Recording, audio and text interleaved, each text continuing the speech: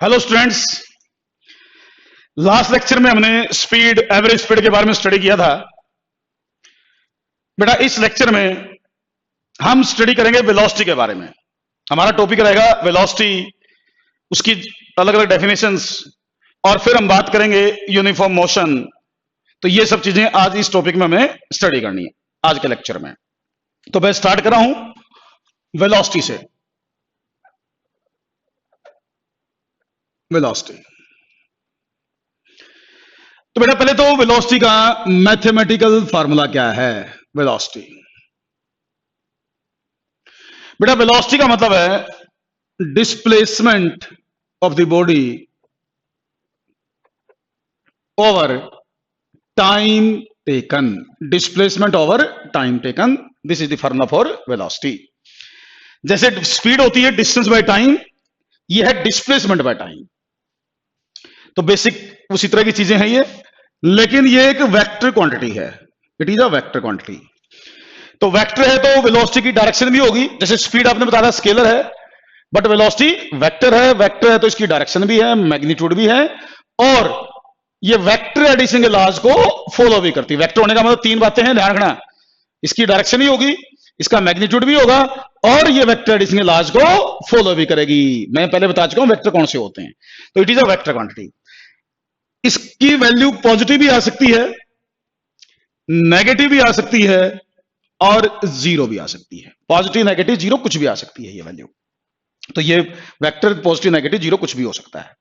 हाँ, इसकी यूनिट की बात करूं तो इसकी यूनिट्स जो हैं वो स्पीड वाली हैं। जैसे ऐसा यूनिट है मीटर पर सेकंड है भाई, सीजीएस यूनिट है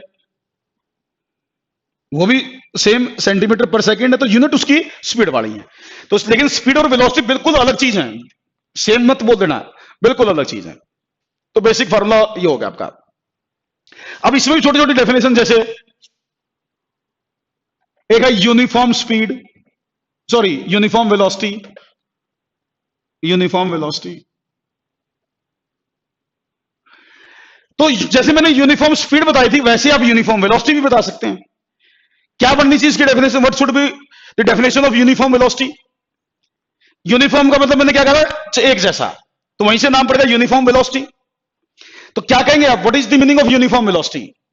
मेरे ख्याल से मैं ऐसा कह सकता हूं, जो वेलोसिटी कांस्टेंट रहे विद टाइम वो यूनिफॉर्म वेलोसिटी कहलाएगी। मतलब जिस वेलोसिटी की ना डायरेक्शन चेंज हो, जिस वेलोसिटी का ना मैग्नीट्यूड चेंज हो, जिसका मैग्नीट्यूड डायरेक्शन दोनों ही सेम रहते हो, उस वेलोसिटी को बोलेंगे यूनिफॉर्म वेलोसिटी। मतलब बॉडी एक ही डायरेक्शन में सेम स्पीड से चलती रहे, ना वो अपनी वेलोसिटी की वैल्यू घटाए ना बढ़ाए, और ना ही डायरेक्शन चेंज करे, तो हम उसकी वेलोसिटी को बोलेंगे यूनिफॉर्म वेलोसिटी। तो यूनिफॉर्म वेलोसिटी का मतलब ना जिसका मैग्नीट्यूड चेंज हो ना डायरेक्शन चेंज हो, दोनों चीजें सेम रहनी चाहिए, तब हम इसकी वेलोसिटी को यूनिफॉर्म वेलोसिटी बोलते हैं। या इसको टेक्निकल लैंग्वेज में इसको डेफिनेशन के तौर पर बताना हो तो, क्योंकि कई बार पूछ लेते हैं राइट द डेफिनेशन, स्कूल के पेपर में पूछा जा सकता है आपसे, तो आप डेफिनेशन भी लिख सकते हैं इसकी, वो भी जरूरी है। तो कोई पूछे डिफाइन करो यूनिफॉर्म वेलोसिटी को, तो आप क्या कहेंगे? तो लिख लीजिए डेफिनेशन।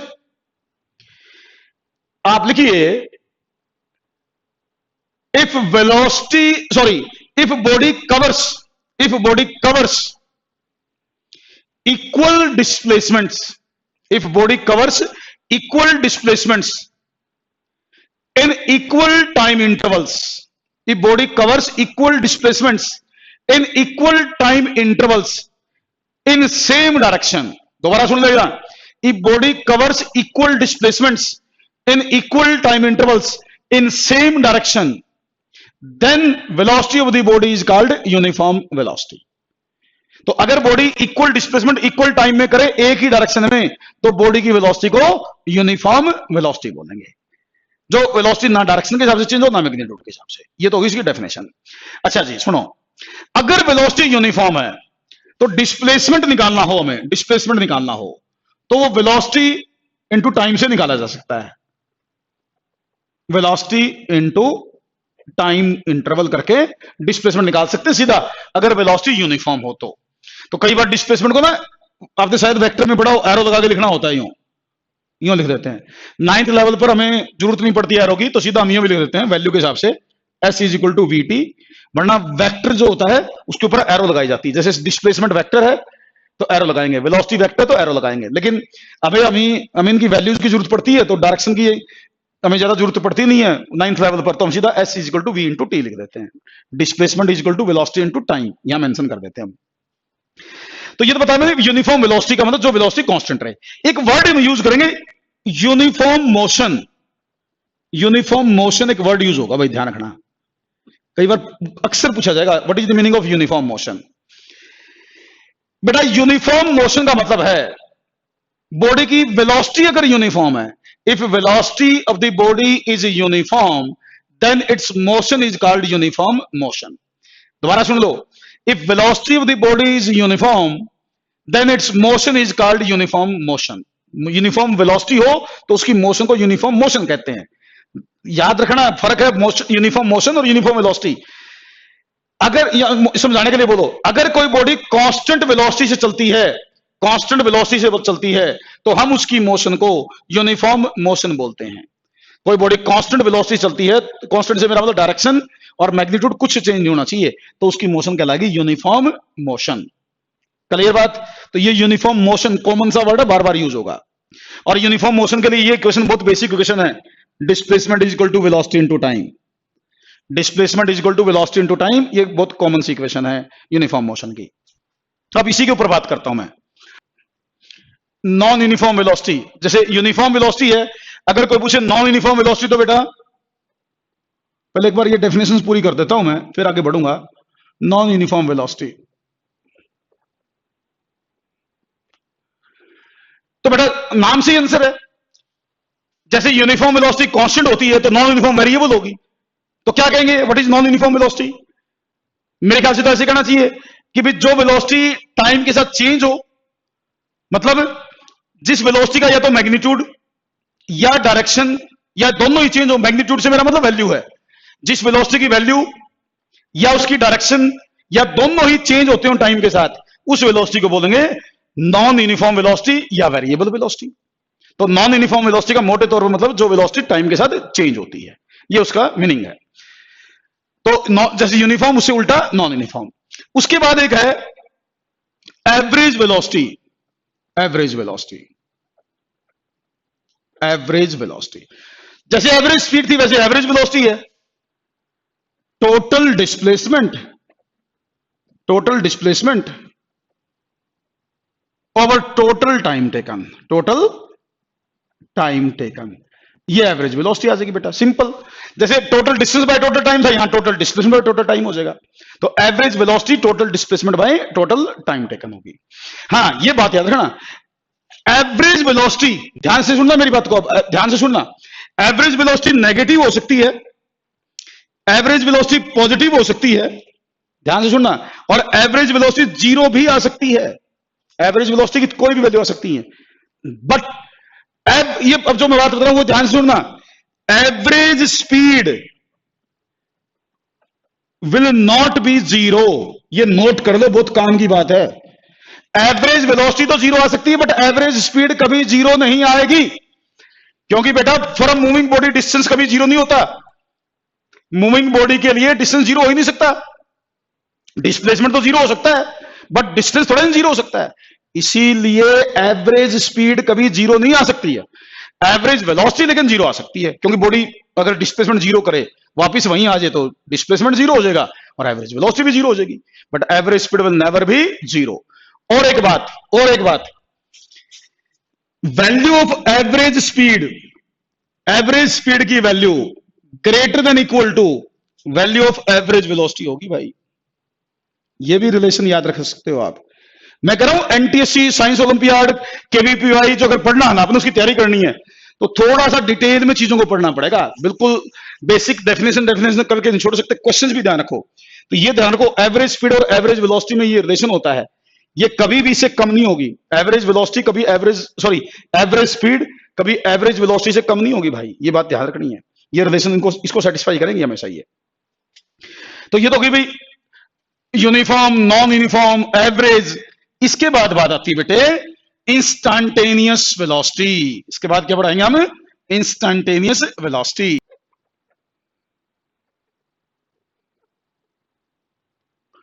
Instantaneous velocity. बेटा अब हम डिस्कस करेंगे इंस्टांटेनियस वेलोसिटी। जैसे इंस्टांटेनियस स्पीड आपने बोली, वैसे ही इंस्टांटेनियस वेलोसिटी की बात होगी। डेफिनेशन के तौर पे लिखना हो तो क्या लिखेंगे आप कहेंगे velocity of the body at particular instant of time, velocity of the body at particular instant of time is called instantaneous velocity। क्या बोल रहा मैं? बॉडी की वेलोसिटी एक पर्टिकुलर इंस्टेंट ऑफ टाइम पर जो होती है उसको इंस्टेंटेनियस वेलोसिटी कहते हैं। जैसी डेफिनेशन इंस्टेंटेनियस स्पीड की थी, उसी से मिलती जुलती डेफिनेशन इंस्टेंटेनियस वेलोसिटी की बोल सकते हैं। तो वो सेम डेफिनेशन है। तो इसमें भी अगर मुझे इंस्टेंटेनियस वेलोसिटी निकालनी है तो delta S by delta T, small displacement by small time interval, जिसको मैं लिख सकता हूं limit delta T approaches zero, delta S by delta T. ये मैंने वेलोसिटी स्पीड में बताया था। उसी तरीके से एलटी का मतलब क्या है? लिमिट बोलते हैं इसे, ध्यान रखना, मैथमेटिकल टर्म है ये। तो लिमिट डेल्टा टी, एरो लगा के जीरो लिखा मैंने, एरो लगा के जीरो, तो इसको पढ़ते हैं डेल्टा टी अप्रोचेस जीरो। क्या पढ़ते हैं इसे? Delta T approaches zero. तो limit delta T approaches zero, delta S by delta T, small displacement by small time, तो इसको बोलते हैं instantaneous velocity. This is instantaneous velocity. चलो इस टाइम इस तरह का वही फार्मूला ज्यादा यूज नहीं होता, सीधा हम वेलोसिटी की बात करते हैं। अच्छा, अब बात आती है वेलोसिटी और स्पीड में। एक बार मैं आपको ना फर्क समझा दूं।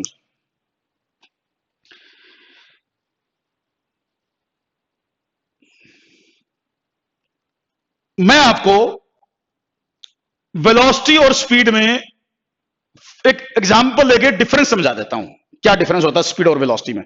क्योंकि कई बार हम ज्यादा दिमाग पे जोर नहीं देते, लोकल जब हम बात कर रहे होते हैं तो वेलोसिटी और स्पीड में हम कई बार डिफरेंशिएट नहीं करते, लेकिन फिजिक्स की लैंग्वेज में दोनों का मीनिंग बिल्कुल अलग है। तो as a student of physics आपको दोनों का डिफरेंस पता होना चाहिए और बताना भी आना चाहिए। मैं उसके लिए एक एग्जांपल ले रहा हूं, सुनिए। जैसे मान लो एक कार है, मान लीजिए कार 10 मीटर पर सेकंड से ईस्ट डायरेक्शन में जा रही है।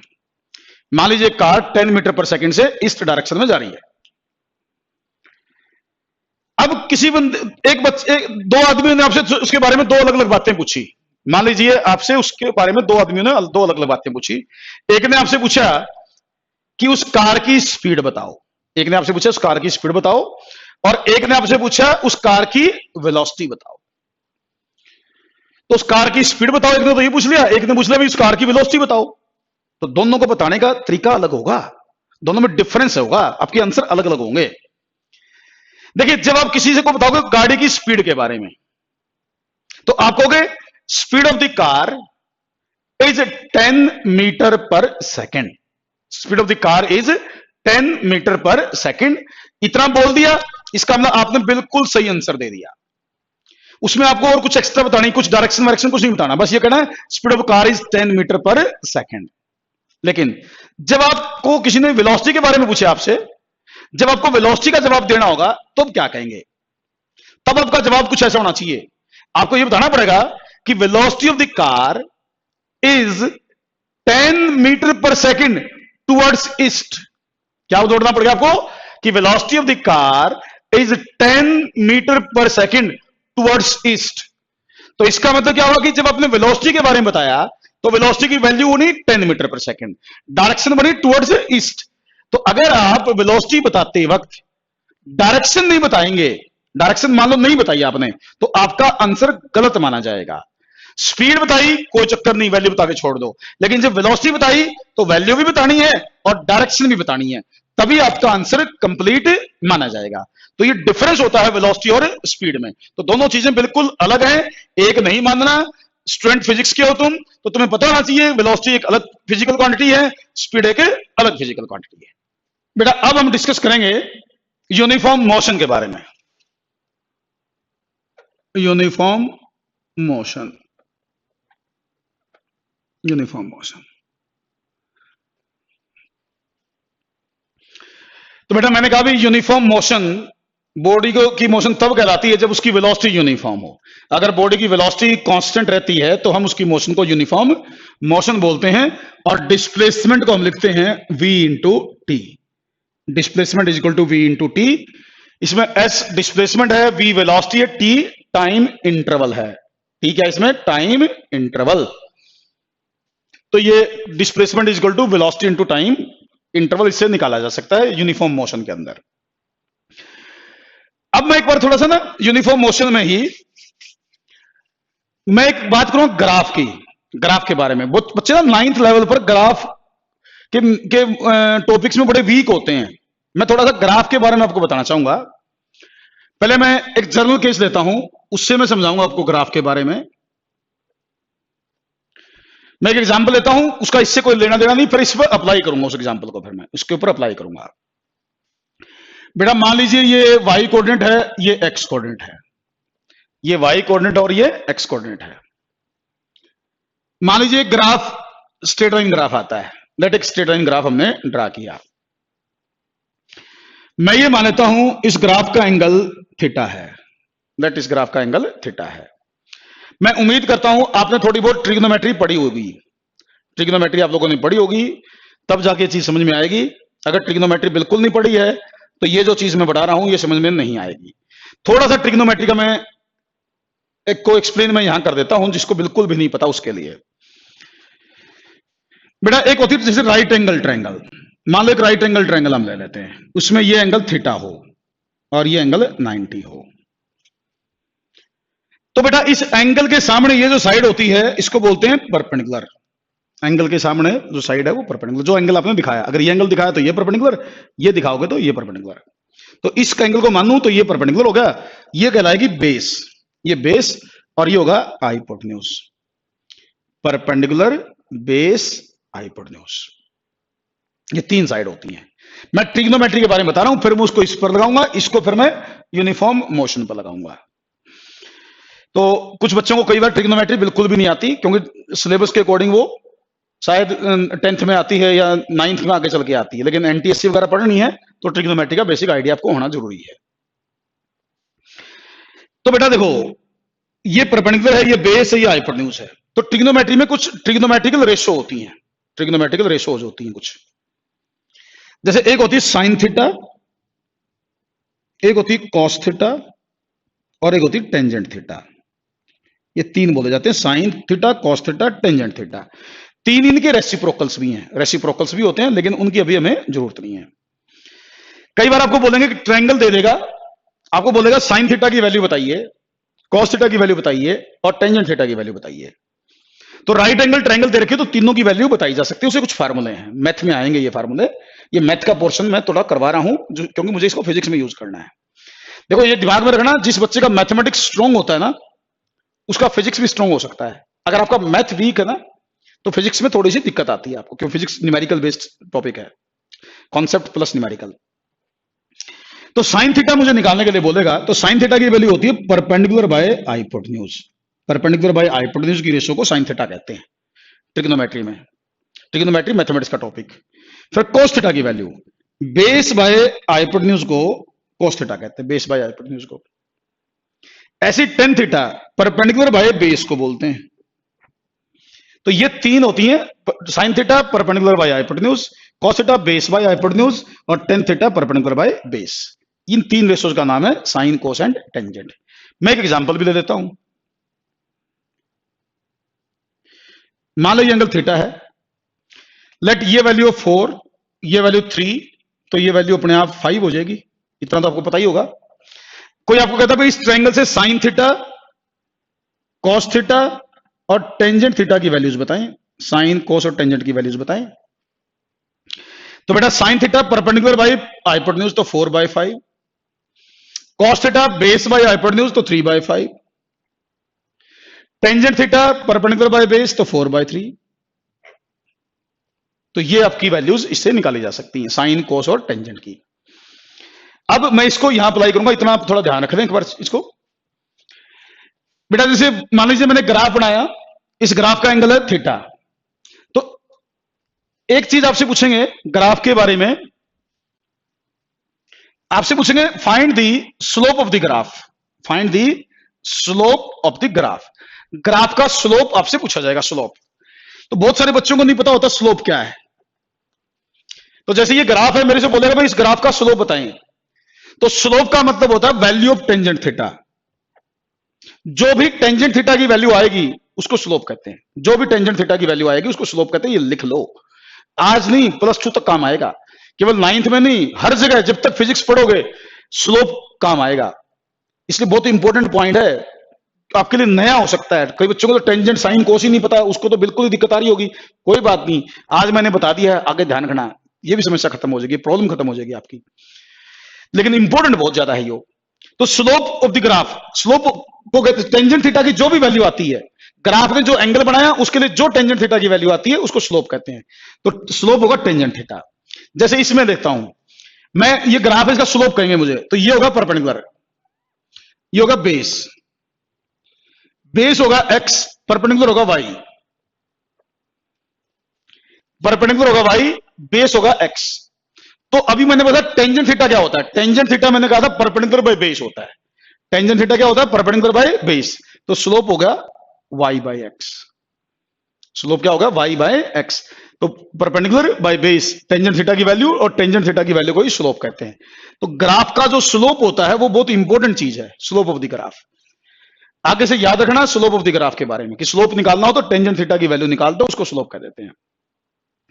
अच्छा, मैं पहले ये बताने की बजाय थोड़ा सा ट्रिग्नोमेट्री के बारे में बता दूं आपको, ट्रिग्नोमेट्री के बारे में ही, क्योंकि वो यूज होगी, क्या पता आपने पढ़ी कि नहीं पढ़ी अभी तक। कुछ बच्चे तो बिल्कुल भी बेसिक लेवल पढ़ते हैं स्कूलों में, तो पढ़ाते नहीं ज्यादा कुछ, तो इसीलिए मैं थोड़ा सा ना ट्रिग्नोमेट्री में ही बताता हूं। तो टेंजेंट थीटा की वैल्यू आ गई। अगर मैं ट्रिग्नोमेट्री की टेबल बनाता हूं, ये टेबल आपको याद करनी है, ट्रिग्नोमेट्रिकल टेबल बनाता हूं, ये आपको वैल्यू याद रखनी है, ये टेबल याद करनी है। नेक्स्ट लेक्चर्स में ये यूज होगी अपने, या नेक्स्ट क्लासेस में यूज होगी। मैं आगे उम्मीद करूंगा कि आप इस टेबल को याद रखेंगे। ज्यादा कुछ काम नहीं है, लेकिन बेसिक आइडिया है, इसके बगैर काम चलता नहीं अपना फिजिक्स में।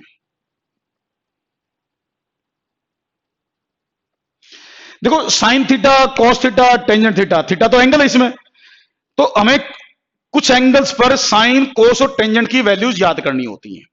साइन, कोस और टेंजेंट की वैल्यूज हमें कुछ एंगल्स पर याद करनी होती हैं। जैसे एक angle 0 degree, 30 degree, 45 degree, 60 degree, 90 degree, ये जो एंगल्स है इस पर हमें साइन, कोस और टेंजेंट की तीनों की वैल्यू याद करनी होती है, केवल इन्हीं एंगल्स पर। इन पर याद कर लो, आपका काम चल जाएगा ट्रिग्नोमेट्री का। साइन, आपको पूछेंगे साइन 0 की वैल्यू बताओ, साइन 0 की, जब थीटा 0 हो तो साइन 0 बोलेंगे उसे हम। साइन 0 की वैल्यू होती है 0, साइन 0 की वैल्यू 0। फिर आपसे पूछेगा साइन 30 डिग्री, थीटा की जगह 30 डिग्री भर दें हम, थीटा की जगह 30 डिग्री भर दें तो उसको बोलेंगे साइन 30 डिग्री। तो साइन 30 डिग्री की वैल्यू होती है 1/2, 1/2। ये याद रखनी है, पूरी टेबल याद करने का आसान तरीका बताऊंगा मैं आपको। फिर आपको बोलेगा साइन 45 डिग्री, साइन 45 डिग्री की वैल्यू बताएं, तो होती है 1/√2, 1/√2। फिर आपको बोलेगा साइन 60 डिग्री की वैल्यू बताएं, साइन 60 डिग्री √3/2, साइन 60 डिग्री। फिर आपको बोलेगा साइन 90 डिग्री की वैल्यू बताएं, साइन 90 डिग्री 1, साइन 90 डिग्री 1। तो ये वैल्यूज आ गई आपकी, जो 5 एंगल्स हैं उनके ऊपर। अगर आपने ये साइन की वैल्यू याद कर ली तो बाकी तो अपने आप याद हो जाएंगी। बाकी अपने आप कैसे याद हो जाएंगी? बिल्कुल आसान तरीका, साइन की याद कर ली ना, और कोस की लिखना चाहते हो आप, कोस ये याद है तो कोस की लिख दोगे आप। कैसे? क्या करो, कोस की वैल्यू लिखनी है ना, तो यहां से स्टार्ट करो, यहां से स्टार्ट, उल्टा स्टार्ट कर दो, 0 पर 1, 0 पर 1, नेक्स्ट पर ये √3/2 उल्टा लिखना है, फिर ये 1/√2, फिर 1/2, फिर 0। ये वैल्यूज यहां से लिखनी स्टार्ट कर दो उल्टी, कोस की वैल्यूज आ गई। बिल्कुल आसान, कुछ भी नहीं है। साइन की याद कर ली, कोस की जैसे 90 पर है इस पर 0 पर होगी, 60 पर है इस पर 30 पर होगी, 45 वाली कॉमन आ जाएगी, इस पर 30 पर है इस पर 60 पर होगी, इस पर 0 पर है इस पर 90 पर होगी। तो ये वैल्यू उल्टी करके लिखनी है, रिवर्स ऑर्डर में। अब ये याद होगी कोस की। अब टेंजेंट की वैल्यू लिखनी है। टेंजेंट की तो और भी आसान है। क्या करो, साइन वाली वैल्यू को कोस वाली वैल्यू से डिवाइड कर दो। साइन वाली वैल्यू को, जैसे साइन की वैल्यू 0 है, कोस की वैल्यू 1 है, साइन की वैल्यू 0, कोस की वैल्यू 1, तो 0/1 0। फिर साइन की वैल्यू 1/2 है, साइन की वैल्यू 1/2, कोस की √3/2, तो 1/2 को √3/2 से डिवाइड कर दो तो 1/√3 आ जाएगा। फिर 45 डिग्री पे इसकी भी 1/√2, इसकी 1/√2 डिवाइड करोगे तो 1 आ जाएगा। फिर 60 पे इसकी √3/2, इसकी 1 तो √3 आ जाएगा। इसकी वैल्यू 1, इसकी 0, तो इनफाइनाइट वैल्यू आ जाएगी। तो टेंजेंट की वैल्यू निकालने के लिए क्या कह रहा हूं मैं, टेंजेंट की वैल्यू निकालने के लिए साइन की वैल्यू को कोस की वैल्यू से डिवाइड करना है। टेंजेंट की वैल्यू निकालनी है तो साइन की वैल्यू को कोस की वैल्यू से डिवाइड करना पड़ेगा। तो मेरा कहने का मतलब यह कि अगर ये वैल्यूज आपको याद हैं, रिवर्स करके ये लिख दोगे, साइन वाली को कोस से डिवाइड करोगे, टेंजेंट की सारी वैल्यूज आपके सामने आ जाएंगी। तो ये जो टेबल है ना, ट्रिग्नोमेट्रिक टेबल, अगर आपको फिजिक्स के अंदर प्रॉब्लम कम फेस करनी है आगे चल के, तो ये टेबल याद कर लो, चाहे आपके स्कूलों में ट्रिग्नोमेट्री हुई हो चाहे ना हुई हो। 3 तो वो, साइन थीटा किसके बराबर है, कोस किसके बराबर, टेंजेंट किसके बराबर है, और एक ये ट्रिग्नोमेट्रिकल टेबल। अगर आपको ये याद रहती हैं तो आपका फिजिक्स में काम आसान हो जाएगा, बहुत सारी चीजें आपको ज्यादा अच्छी तरीके से समझ में आएंगी। फिर मैं कह रहा हूं फिजिक्स के लिए मैथमेटिक्स स्ट्रांग होना बहुत जरूरी है, मैथ का यूज बार बार होगा फिजिक्स में। ठीक, तो ये मैं उम्मीद करूंगा कि नेक्स्ट क्लास में जब पढ़ाऊंगा तो ये टेबल आपको याद होगी।